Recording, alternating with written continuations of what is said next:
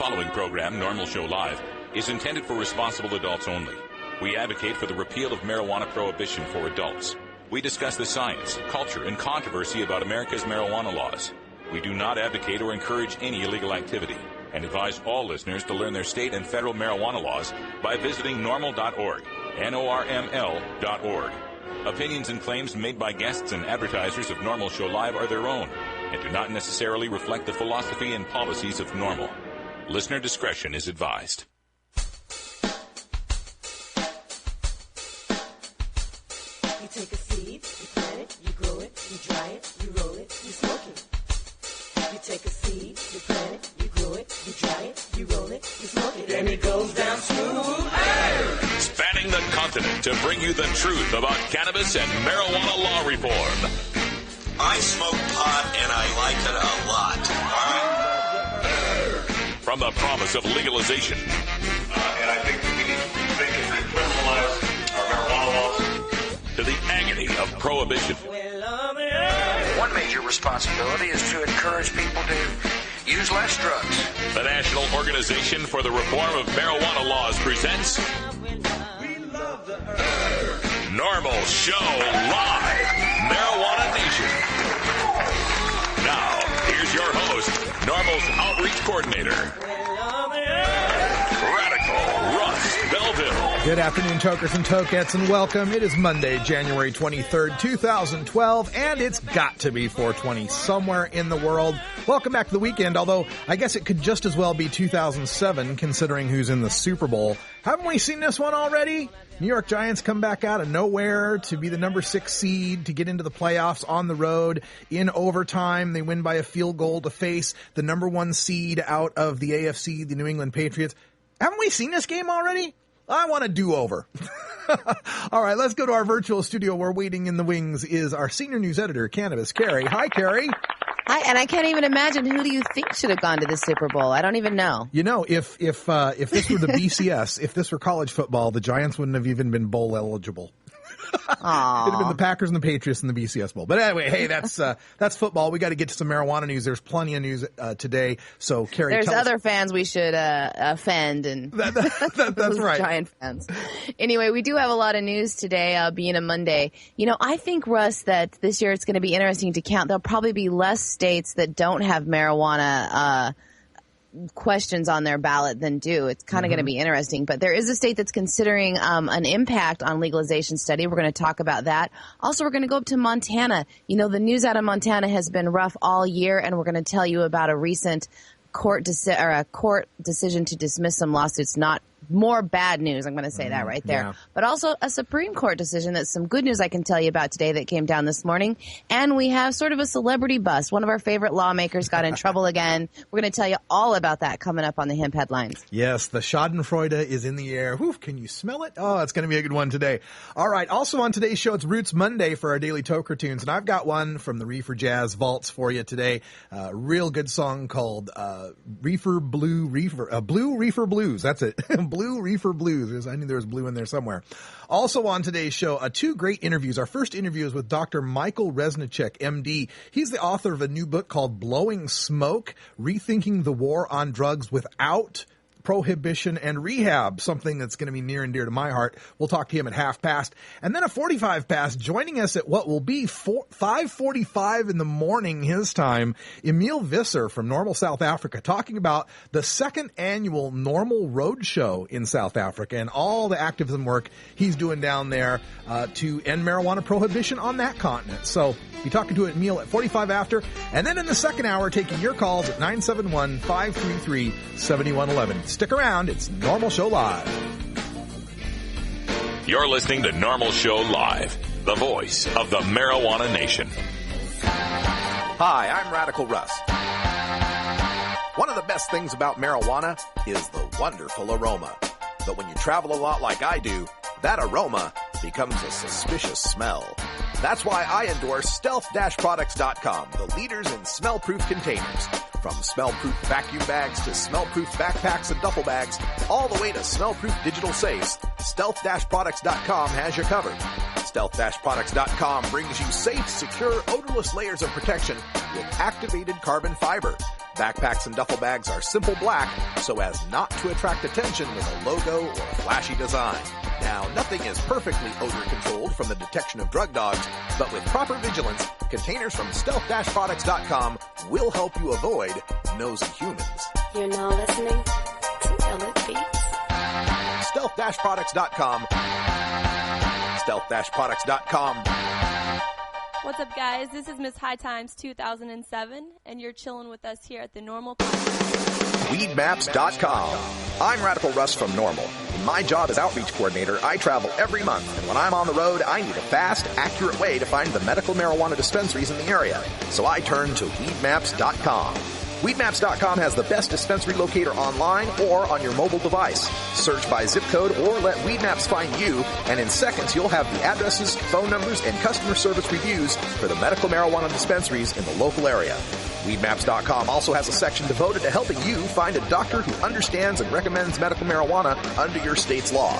You can even check prices on the Medical Marijuana Stock Exchange.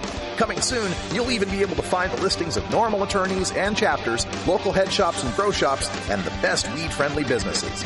Weedmaps.com has the information you need to be an informed cannabis consumer.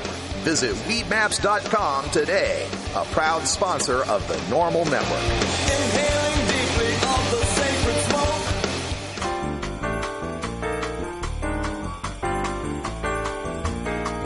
Medical marijuana, industrial hemp, consumer cannabis.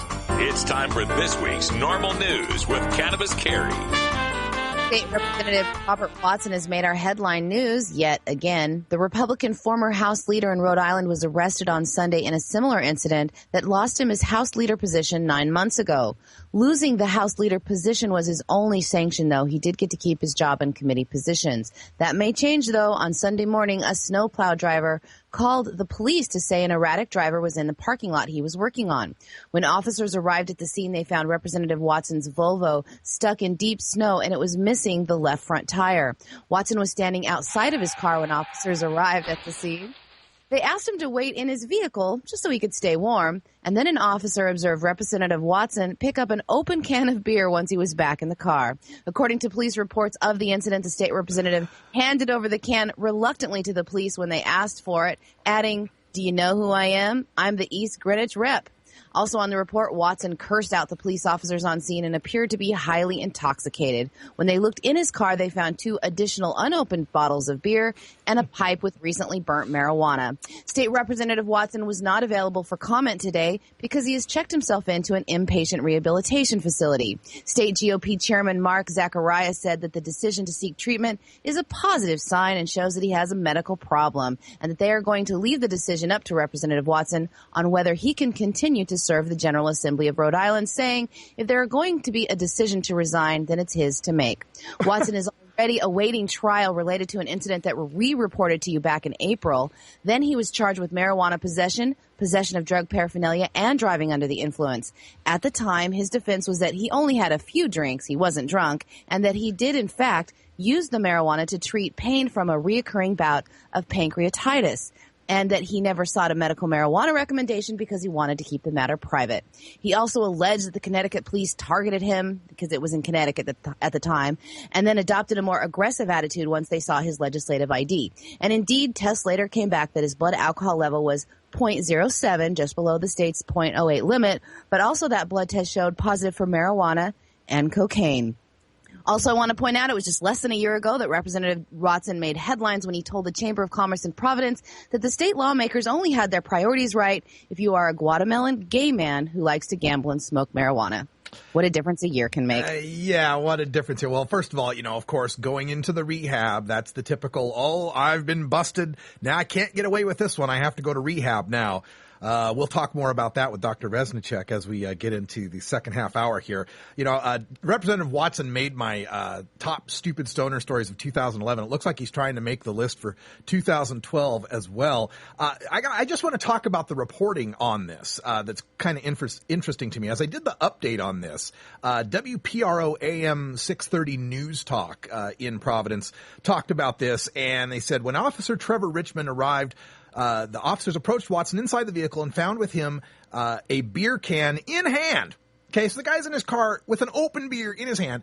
Officer McRae asked Watson to hand over the natural ice beer can, so shitty beer at that, and exit the vehicle.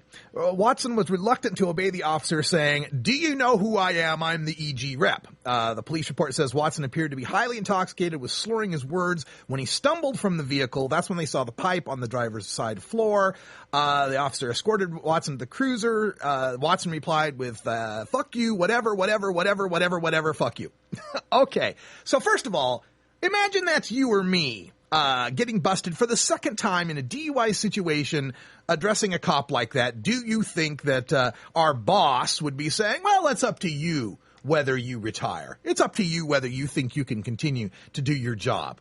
Here at the Assembly, I guess Rhode Island General Assembly is not as strict as, say, a Taco Bell as far as what they would consider to be something to get you lose your job. But anyway, let me go to the other media report on this, because this is really, really telling.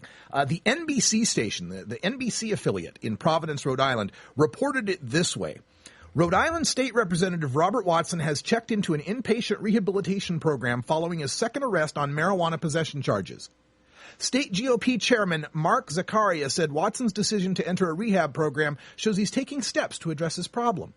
Police said a snowplow operator reported Watson was driving erratically on a flat tire late Saturday night. Police said they found a pipe used to smoke marijuana and suspected marijuana. Not a single mention in the NBC story about this representative being drunk and being caught with an open can of beer.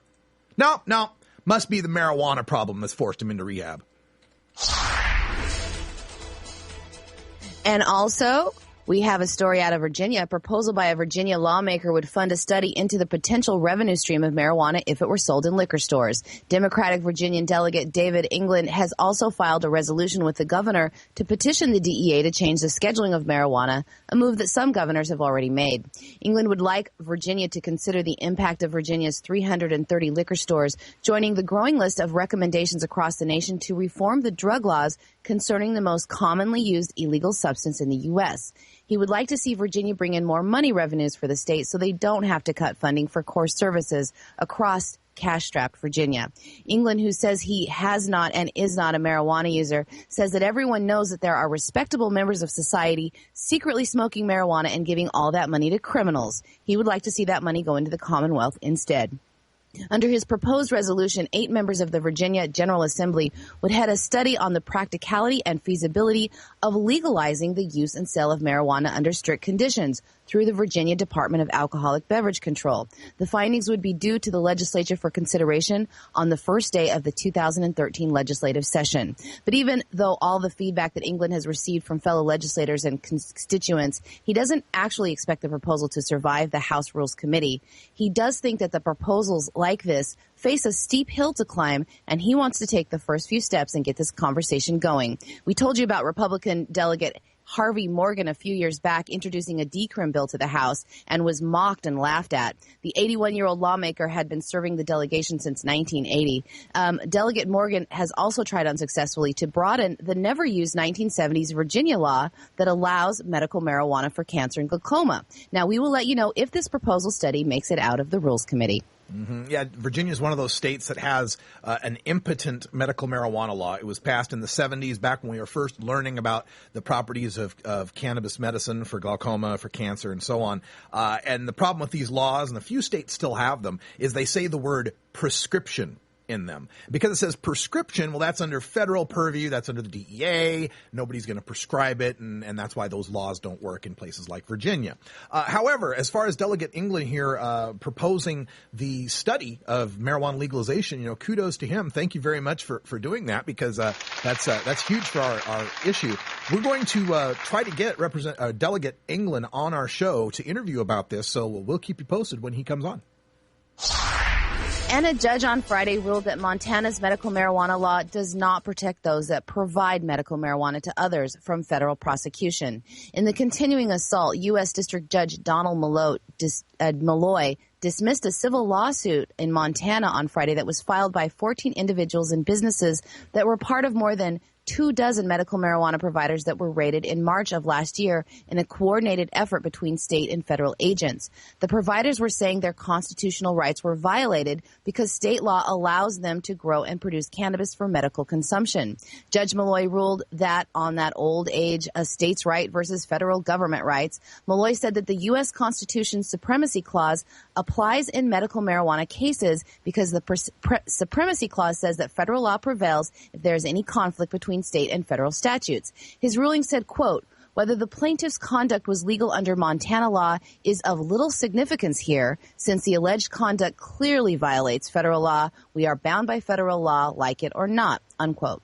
Montana's medical marijuana activists have had a rough year with blow after blow to their medical marijuana industry in the state. A strict new medical marijuana law was put into place by legislators last summer, severely limiting the number of patients that will enroll in the program and putting pressure on medical marijuana businesses like clinics and dispensaries.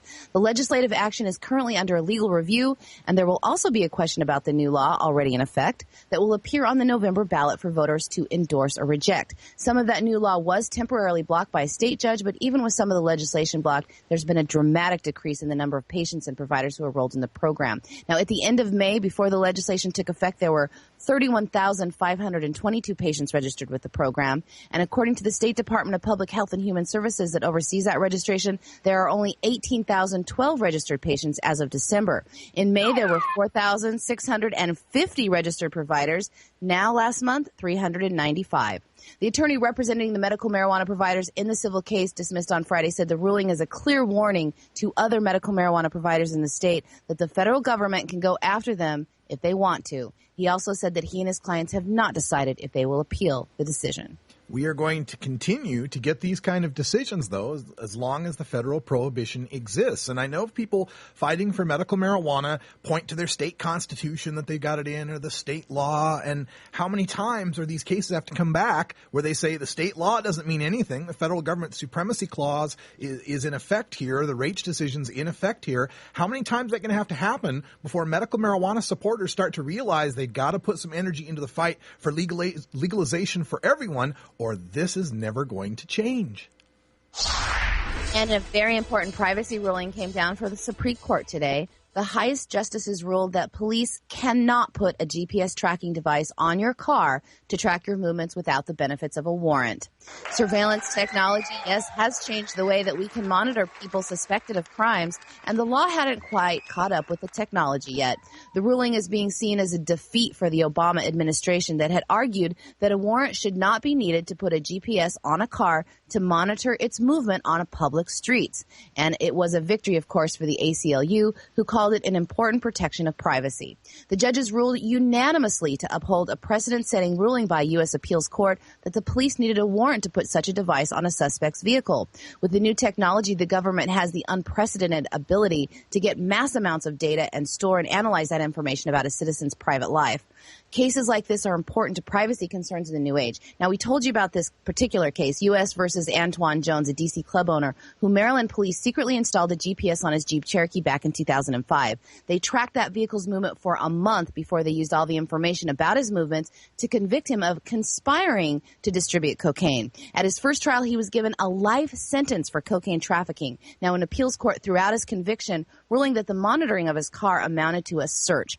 All 9 judges agreed with the appeals court decision today. 4 of them would have gone even further, finding fault with the lengthy monitoring of Mr. Jones, saying that long-term monitoring of your vehicle's movement violate a reasonable expectation of privacy. So, great news for fans of personal privacy. It sure is. And you know what I found surprising in this unanimous decision that was authored by Justice Scalia, of all people, is that the court used the exact same logic I used in 2010 when I was describing a horrible 2010 Ninth Circuit Court ruling in the case of Oregon's Juan Pineda Romero. Now, this was a case that approved the use of a warrantless GPS device placed on the man's car while it was sitting in his driveway up on his own private property. And I painted this fantasy time machine scenario where I tried to explain to the founding fathers to imagine what it would be like if the government could put a constable in your car, put a clerk in your car to record your every movement, to record every route you took, and you would never know he was there, and he'd be able to report that to the government at all times.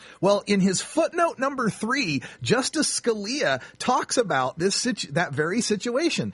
It posits the situation that's not far afield field, a constable's concealing himself in the target's coach in order to track its movements. There is no doubt that the information gained by that trespassory activity would be the product of an unlawful search. Now, Alito kind of made fun of that, saying the constable would either have to be really small or the coach would have to be really big. But I'm glad to see the Supremes finally came down on the side of personal privacy and liberty. I personally didn't know the Supremes were still together. Yeah, Diana Ross and Supremes just decided today you still have a Fourth Amendment. Awesome. Let's take Thanks, a break and Diana talk Ross. about it. We're going to be right back after this. It's 20 after the hour, and we have to take a short break, if you know what I mean. Please support these sponsors who support Norml Show Live. Oh, have you ever met that funny reefer man? A reefer man. Have you ever met that funny reefer man? A reefer man. If he said he swam to China, he would sell you South Carolina. Then you know you're talking to that reefer man.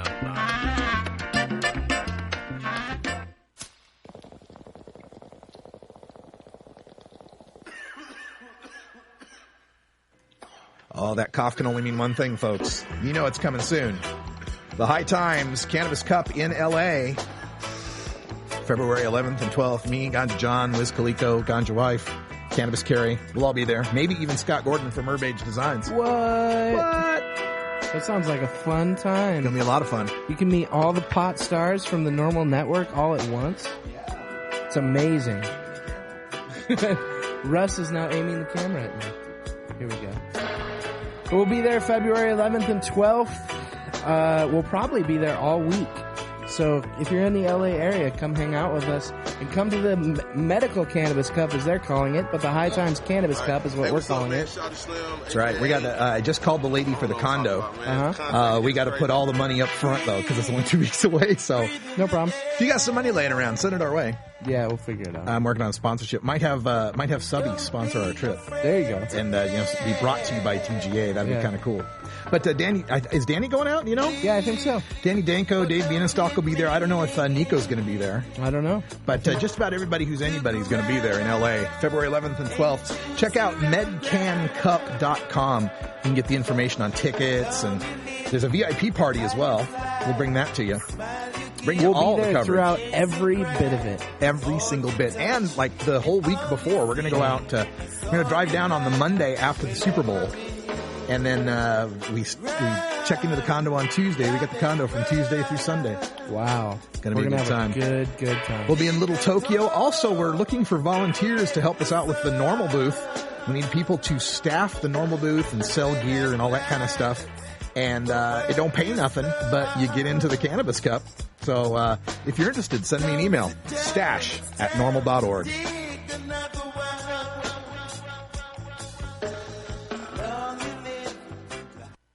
In all the years that we have known each other, has there been any time that I have ever given you cause or reason to suspect my sanity?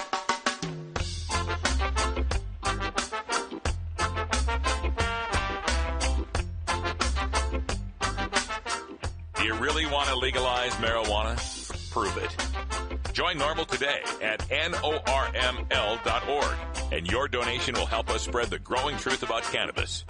Free speech ain't free, you know. Free the ganja tree, it's the healing of the nation. Free the Cali weed, good for meditation. Free the pot smokers, they're in a delight. Lighting up the chalice, they will keep no malice. Free the marijuana, come say, free the marijuana.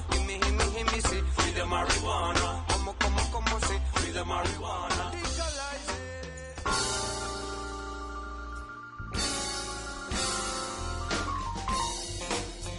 it. It's time for your daily Toker Tunes, the best in 420 friendly music from all genres that uplifts, entertains, and informs the public.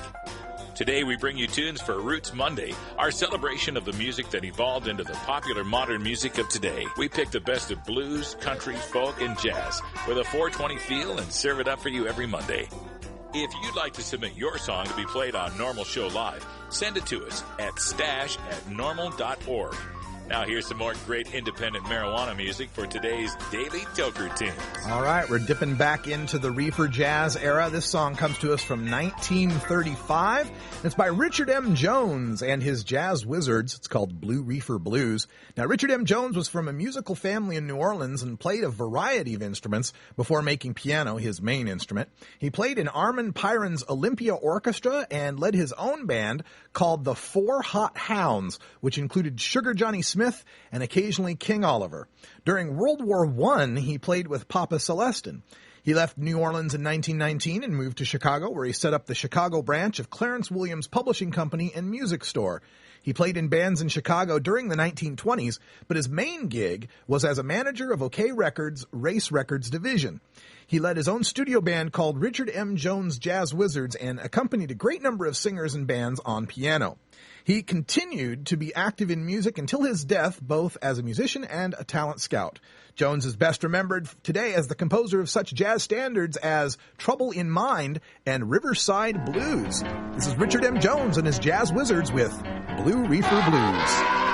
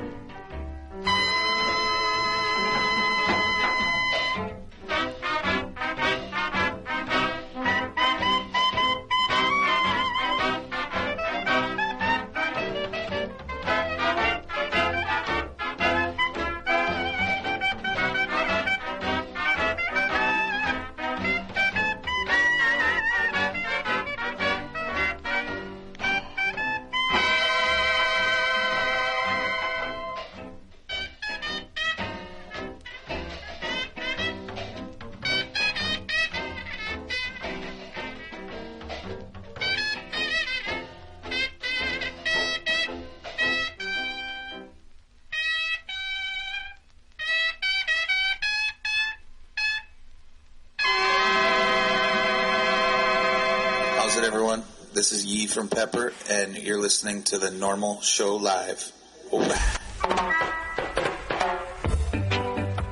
As High Times Senior Cultivation Editor, I'm often called into the field and asked to sample or even identify exotic strains of marijuana in their natural habitat. Now, for the first time, I've compiled more than 120 of my favorite strains into this single field guide designed to fit into your pocket as you travel the world in search of your favorite plant. From a friend's closet grow room to the wilds of Northern California, this single guide covers all of today's best-known strains, plus heirlooms and throwbacks, including High Times bronze quality photos and information on each variety's genetic heritage and growing characteristics, plus my personal notes on aroma, flavor, and potency. So this is Danny Danker, author of the official High Times Field Guide to Marijuana Strains, wishing you good times and great ganja. The official High Times Field Guide to Marijuana Strains is available at hightimes.com and finer bookstores. Yar! There be pirates here! Yo ho ho ho! And a ton of good smoke. Har har! You want to legalize it? Call your congressman today. 202-224-3121. It's free, it's easy, and you don't even have to give your name, just your zip code, and they'll hook you up to your congressman.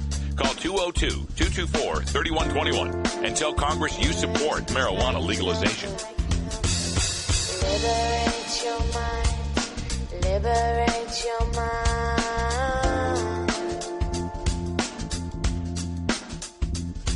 Catch Norml News with Cannabis Carry every weekday on Norml Show Live at 7 p.m. Eastern, here on the Norml Network. Legalization, decriminalization, lowest law enforcement priority, medical marijuana, ganja sacrament, consumer cannabis, industrial hemp. The world of marijuana law reform involves many different aspects of cannabis that interact nearly every public policy discussion in America, including healthcare, the economy, global climate change, law enforcement in prisons, immigration, religion, free speech, energy policy, and war.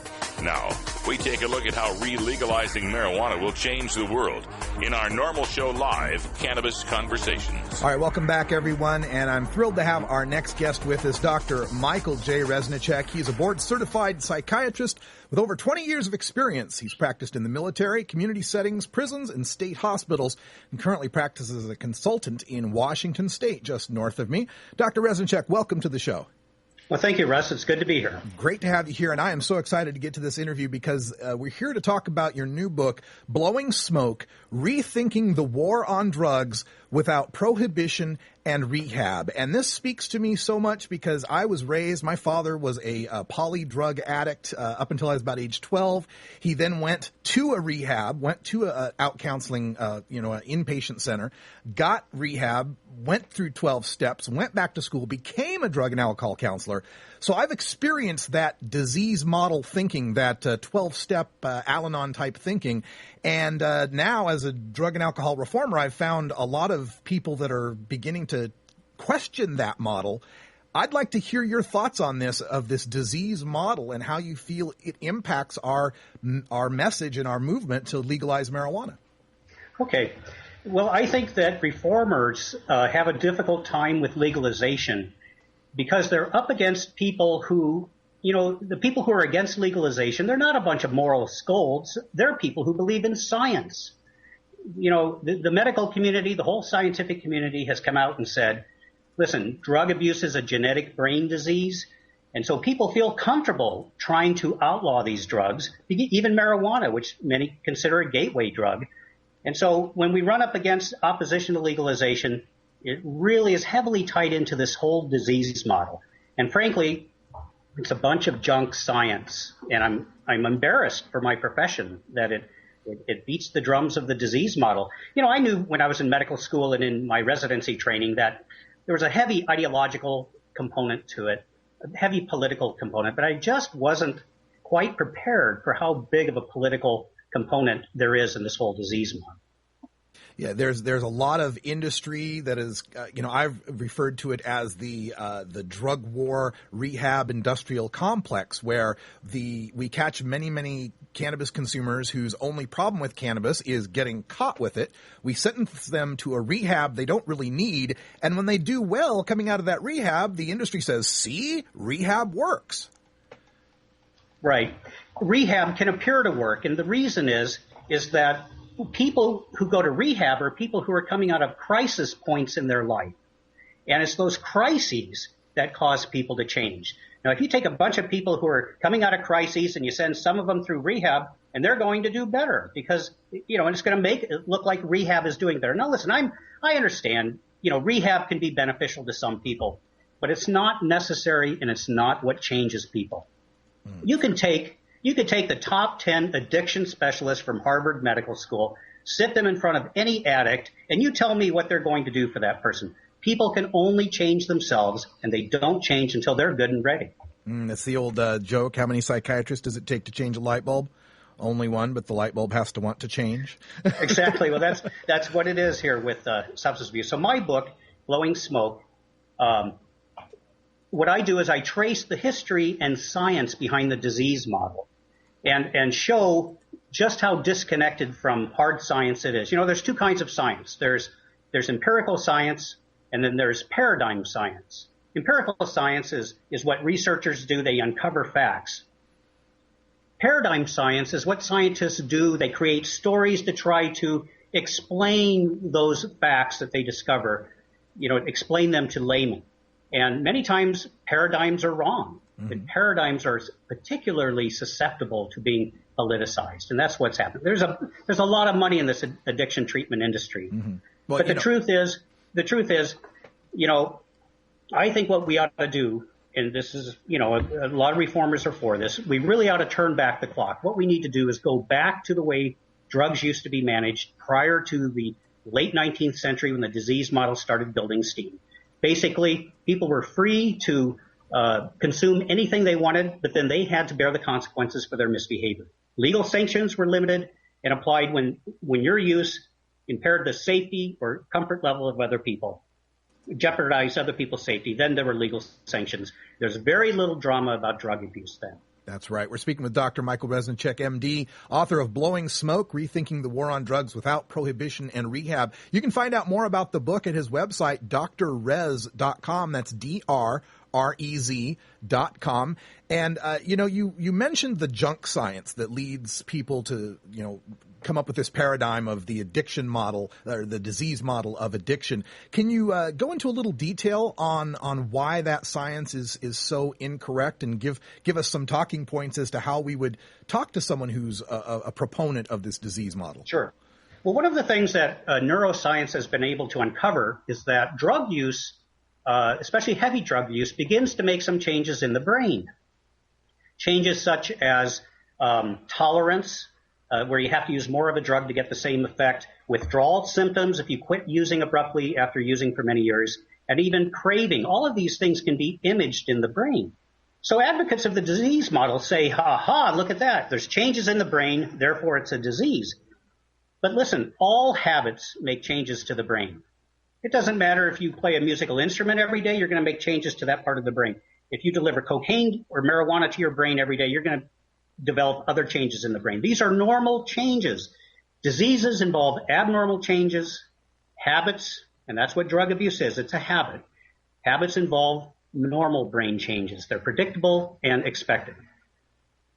You know, one of the talking points that we'll hear from the other side about the need to keep drugs prohibited, marijuana prohibited, is what about the children? What about the teenagers that are going to try to do drugs and they'll say, you know, prohibition keeps the price high, keeps it out of kids' hands, which we know it doesn't. But what would you recommend as far as moving forward away from this disease model and this war on drugs model to address those fears? Well, you know, last time I checked, there were a lot of children using drugs already. And of course, we should prevent that. We should have drug prohibition for children. We need to treat all drugs, I think, just like alcohol, and have prohibition for children. One of the problems of the disease model is it tends to professionalize this problem. Okay. We have law enforcement professionals who try to keep people from selling drugs, and we have medical professionals who try to keep people from consuming drugs. I've had people come into my office, tell me about their spouse or their children abusing drugs or alcohol, and I ask them, well, what have you done? And they say, well, I'm not a doctor. You know, it's that kind of a mentality. People are disempowered. Everything has been shifted over to the professionals. And so if we got rid of the disease model, I'm certain people would feel empowered. They'd intervene much more early in a substance abuser's career and deliver the kinds of what I call embedded cultural controls that would actually manage the drug problem. You know, I've been in these rooms, I've been in these meetings, these AA type meetings, 12-step meetings, where first I'm always struck by the irony of the cigarette smoke and the massive amounts of coffee in these anti-drug sort of places. But I seem to have found, at least in my opinion, that some of the people involved in these 12-step groups and in this ideology develop almost an addiction to the rehab as much or possibly worse for them than their original use of alcohol or marijuana or other drugs. Any thoughts on that? Yeah, I think that's true. I think, we all develop addictions or habits to a lot of different things. But one of the big things about the disease model is the effect it has on substance abusers. They really develop a kind of sick role mentality, a helplessness and dependency. They begin to take on the identity of a substance abuser. They only circulate and socialize with other substance abusers. And that's part of prohibition, and that's horrible. But I once had a patient who came onto my psychiatric ward from the emergency room, and I looked at him and he said, well, my treatment hasn't worked yet. And this was his 10th admission for substance abuse. His treatment hadn't worked yet. That kind of passivity and dependency is fomented by the disease model, but it's complete nonsense. People can change themselves. And what we're talking about here, and what I talk about in my book, is we don't need to push abstinence. That's not what we're doing. We just need to push responsible behavior, responsible consumption. And everybody can do that. That's right. I work in the prisons, and most of my patients, 95% of them, were very severe addicts, but they were quitting all the time. Maybe their girlfriend told them to quit. Maybe their parents told them to quit, or they ran out of money, or they had some guilt about how they were living. Addicts quit all the time for various periods. They typically go back, but there's just way too much drama connected with this disease model. Yeah. We're speaking with Dr. Michael Reznicek, the author of Blowing Smoke, Rethinking the War on Drugs Without Prohibition and Rehab. Again, check out the website, drrez.com, drrez.com. Another part of this drug war that seems, endemic to it, and the statistics bear it out, is the racism involved in this from the beginning of it to our current, NYPD statistics. Any thoughts on how this disease model is intertwined with this racism? Well, the roots of the disease model, as you know, and the roots of prohibition, the disease model and prohibition are very closely connected through history. But back in the temperance movement of the 19th century, it was really a moral issue. Your body was the temple of the Holy Spirit, and you shouldn't imbibe and ruin your body and have a spiritual violation. Then it moved to, the whole drug war and drug prohibition that, like Harry Anslinger was pushing at the Federal Bureau of Narcotics. This was all aimed at minorities and immigrants. Heavy, and it gained steam. People like that. He knew how to appeal to the population.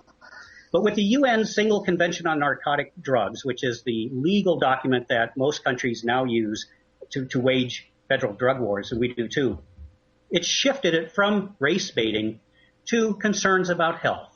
And if you read that single convention, it's all about the disease model. It's enough to make you gag. Yeah, no kidding. As we have moved forward in drug law reform, one of the biggest successes that our side points to is the 1996 Compassionate Use Act in California and the subsequent adoption of medical cannabis statutes and, in some cases, constitutional amendments in now 16 states in the District of Columbia. Do you see that medical model feeding into this disease model or leading us away from it? Well, that's a good point. I think that the medical marijuana initiatives, these are a step in the right direction. At least they're beginning to open it up a little bit. But I do have a little bit of a concern about some of the harm reduction movements, like the DPAs, where they want to take, legalize drugs and get rid of all the violence of the black market. And that's true. It would do that. But take all that money we save. And Jeffrey Myron of Harvard puts that at about $77 billion a year. Take that money and put it into more rehab, more prevention services. And I tell you, I'm a little concerned about that because of all the enabling that the disease model does. And, Portugal, they've made some great strides by decriminalizing everything, but they still have a heavy, huge addicted class that they're having to deal with. Much of the violence is gone. They have fewer substance abusers or users, but they still have.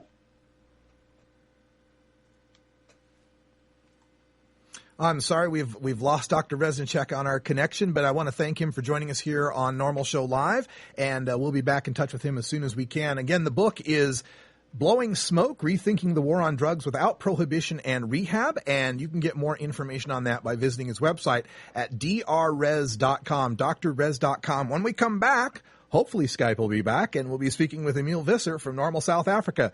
You're listening to Norml Show Live, Voice of the Marijuana Nation. Stick around.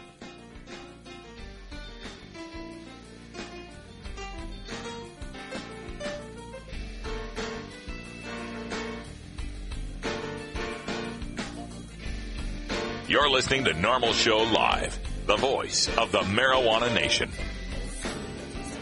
Georgia. Hi, this is Willie Nelson, and I need your help. Our marijuana laws are terribly unfair, and they make criminals out of law-abiding citizens.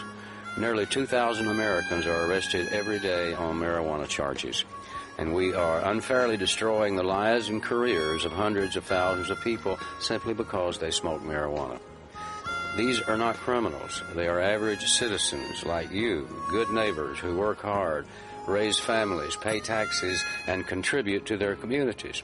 And it's time we stopped arresting responsible marijuana smokers.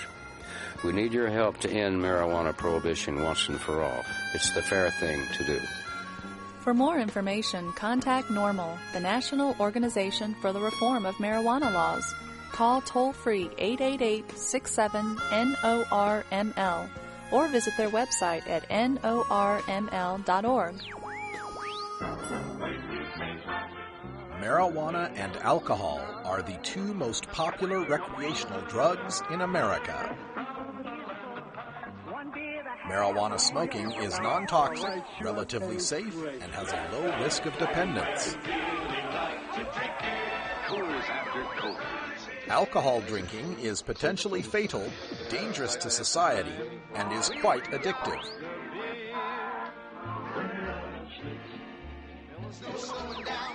Marijuana is safer, so why are we driving people to drink? That's the question of the new book, Marijuana is Safer, So Why Are We Driving People to Drink? By Paul Armentano, Mason Tvert, and Steve Fox. Visit Amazon.com or ChelseaGreen.com today to order your copy of Marijuana is Safer, or visit marijuanaissafer.com.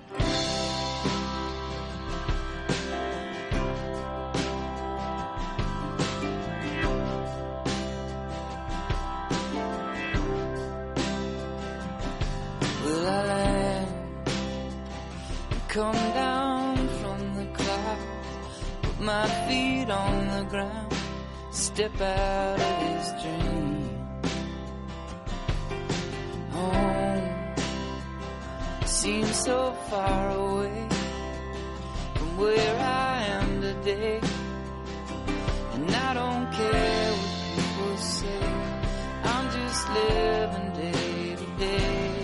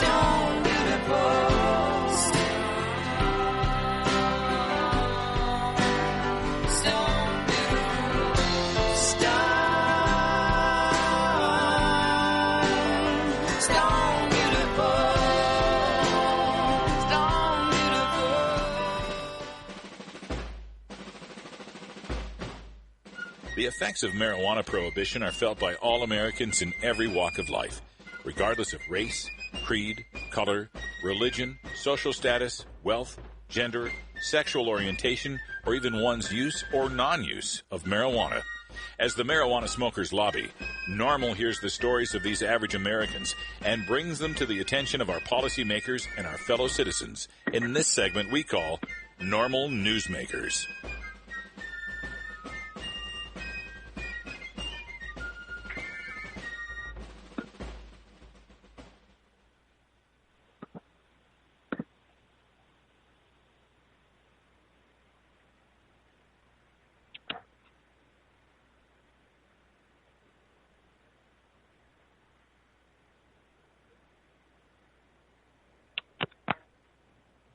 Good morning, Russ, or so I say good afternoon in America.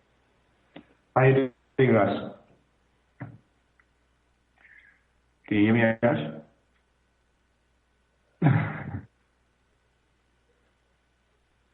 It's about 3 a.m., eh? This side. It's still dark this side.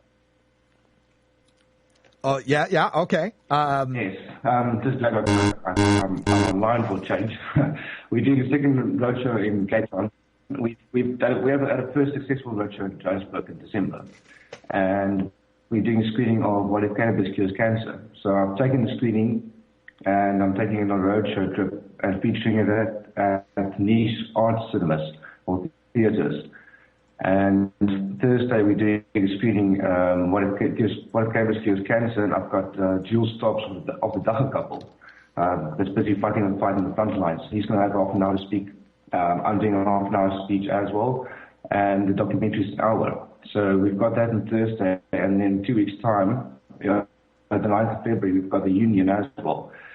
So we're busy lining up documentaries and doing screenings, and I'm going to try and do some education on the road, see how it goes. So far, the response has been excellent. Excellent. All right. Well, for folks that want more information on this, the website for Norml South Africa is norml.org.za or ZA, norml.org.za for more information. It's the South African Documentary Roadshow, and I'm just looking at your website right now. Very nice looking site. And excuse me for that. I've got a piece of software that refuses to die over here on the other machine, but keeps warning me that we can't hear you, but we can hear you just fine. So the website is great, norml.org.za, and the South African Roadshow is up there. You can get tickets on the web through webtickets.co.za. And this is the second year you've done this. How was the response the first year?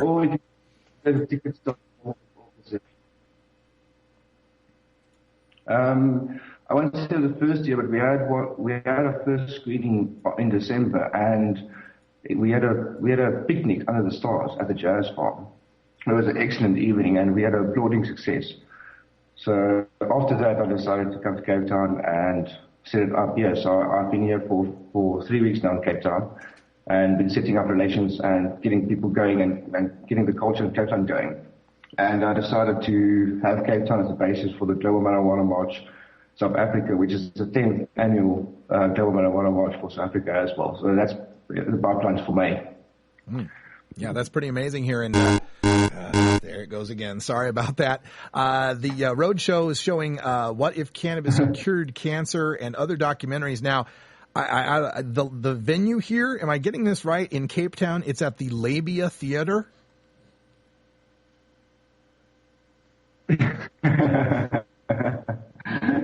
It's a very liberal theater, yes. Okay. It's a very cannabis-friendly theater, and they have been excellent.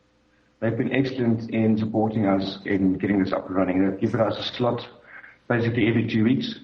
So they've been doing a cannabis feature film or a feature documentary, and Norml South Africa will be supporting and setting it all up. So basically, we want to have a national footprint of where you can go watch a documentary at your closest theater or venue. And the Norml Roadshow this year will go national. Oh, this is great. I mean, we've got What If Cannabis Cured Cancer showing on the 26th of January. It's only 50 Rand for those who want to see it there at the Labia Theater in Cape Town. And then on February 9th, we've got The Union, the business behind Getting High, showing there, also at the same theater for 50 Rand. So looks like you got a lot of great shows that are coming up here.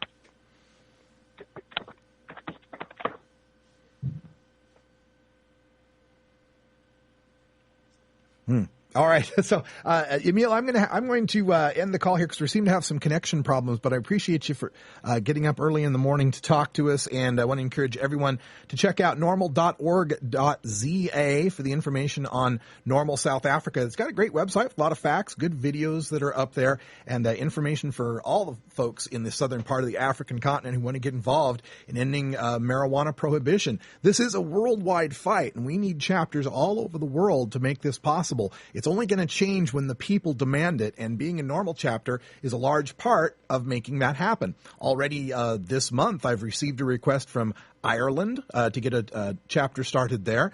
We've got some requests coming from some more of the European countries as well. So we're really excited here at Norml to make the international presence known. So we're going to take a short break, and when we come back, we'll finish out the hour. Stick around. You're listening to Norml Show Live, the voice of the Marijuana Nation. The law offices of Omar Figueroa would like to remind you to stand up for your rights. Please do not give up your precious liberties. There's nothing wrong with standing up for our constitutional rights, and in fact, it's the only way to honor the Constitution that recognizes our natural rights. Treat law enforcement with respect and respect the Constitution by standing up for your rights. If you are detained or arrested, stand up for your rights by repeating, "I respectfully invoke all my legal and constitutional rights. I do not consent to any search and seizure. I want to remain silent, and I want to speak to my attorney, Omar Figueroa."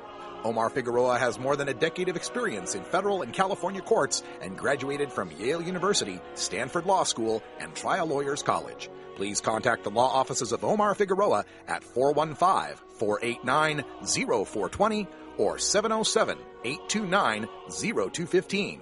or on the web at www.omarfigueroa.com. Mars is the next logical step in our space program. It's the challenge that's been staring us in the face for the past 30 years. It has water. It has Music from Symphony of Science there. Welcome back. Norml Show Live. We got about a minute and a half here before we call it the end of the day. Hanging out with Ganja John here in the studios. What's up, Russ? Just chilling, dealing with software bugs, but that's the way it goes.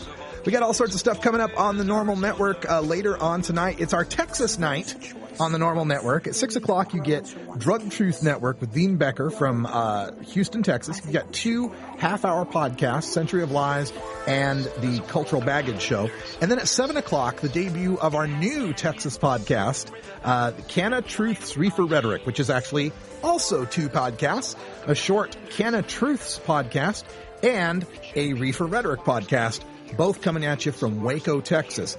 Then at 8 o'clock tonight, another live edition of A Different View with Jen, Iva, and Sarah with another great guest from the Norml Women's Alliance. So check that out. Coming up later on tonight on the Norml Network. You can always find all of our schedules and all the information for all the shows and the downloads for the podcast feeds. Find those at our audio video department at norml.org/AV. Coming up in hour 2, we're going to take your calls at 971-533-7111 and talk some more about some of the stories in the news that we haven't gotten to yet. We'll talk more about that GPS decision. We'll talk about some pharmaceuticalization warnings, pharmaceuticalization warning coming from GW Pharmaceuticals, and my example of the local drug-free workplace. You got to see this picture I took over the weekend. It's kind of funny. All that and more coming up on hour 2 here at Toker Talk Radio. For Ganja John and Cannabis Carry, I'm Radical Russ. Thanks for joining us. And until next time, take care of each other, tokers.